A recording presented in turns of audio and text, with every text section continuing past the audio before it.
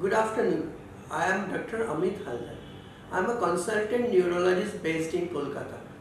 My interest is epilepsy and I have been working in this field for the last 15 years. On the occasion of Epilepsy Day, I want to convey certain important messages. Firstly, what is epilepsy? Epilepsy is a chronic neurological disorder of the brain that can affect all ages. And what do you mean by epilepsy? Epilepsy is recurrent unprovoked seizures. By seizure we mean the paroxysmal activity of the neurons of the brains. In layman's terms, when the brain neurons fire abnormally and synchronously. What causes epilepsy? Causes of epilepsy vary depending on the age of the patient.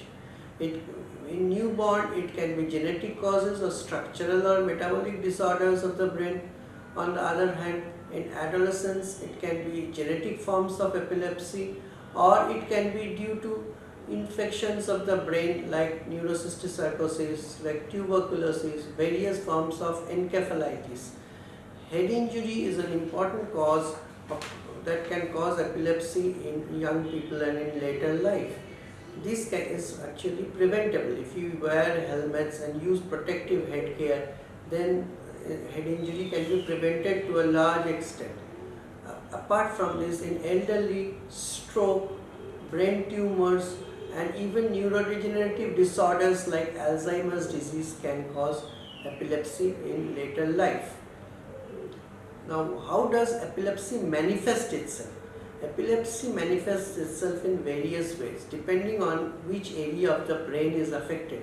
In generalized seizures where the whole brain is affected, a person tends to lose consciousness. On the other hand, in partial or focal seizures, consciousness may be retained. And sometimes what happens is the seizure may start focally and then spread to involve the whole brain. Then we call that a person is having a secondary generalized seizure. Now, how do you diagnose epilepsy? In most cases, epilepsy is diagnosed with a history from the eyewitness of the account. EEG can help, which records the electrical activity of the brain. Sometimes MRI scan of the brain can find a lesion in the brain which can cause epilepsy. But in the newest advance has been the use of smartphone technology, where the event can be recorded on a mobile camera and can be shown to the treating neurologist who makes a diagnosis. After diagnosis, the most important step is treatment. Now, this is a very important, and I want to tell all of you that treatment of epilepsy has to be continued for prolonged periods. Ensuring compliance, that is regular intake of medicines, is very important. In some cases, epilepsy treatment will be continued lifelong. In some other cases, depending on the cause of epilepsy, treatment can be stopped after 2 to 3 years. Importantly, you have to know about the medicines, what are the side effects that the medicines can cause, and be aware of it. Emergency medicine that can stop seizures also has to be explained by the treating physician, and the patient and their relatives have to be aware of it.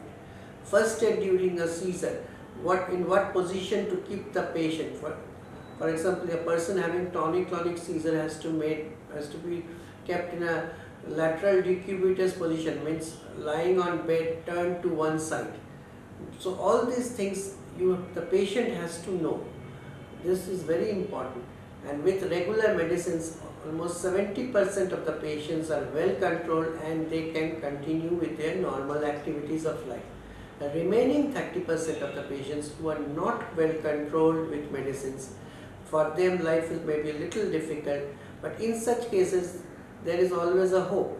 Epilepsy surgery, where you remove the area of the brain which is causing the seizure, is coming up, and it can be done. So a person who is refractory to medicines can be cured by epilepsy surgery, but only in some cases. But this is about the medical part of epilepsy. Epilepsy is not confined only to the medical portion.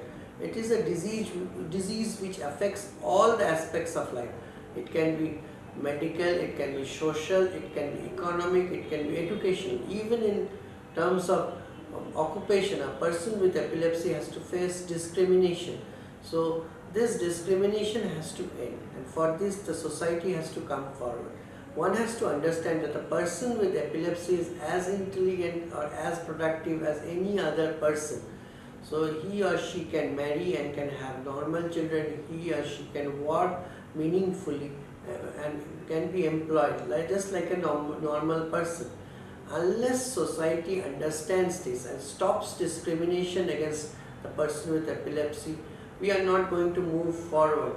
So on the occasion of this Epilepsy Day, I want to inform all my viewers that you have to understand that this is a disease of the brain, and this is not a mental illness. It has got an organic cause basis, it may be structural, it may be biochemical, and it is treatable. So a person with epilepsy is not different from us, and he or she is almost similar to what we are, and we have to treat them equally. Then only will the purpose be served. Thank you.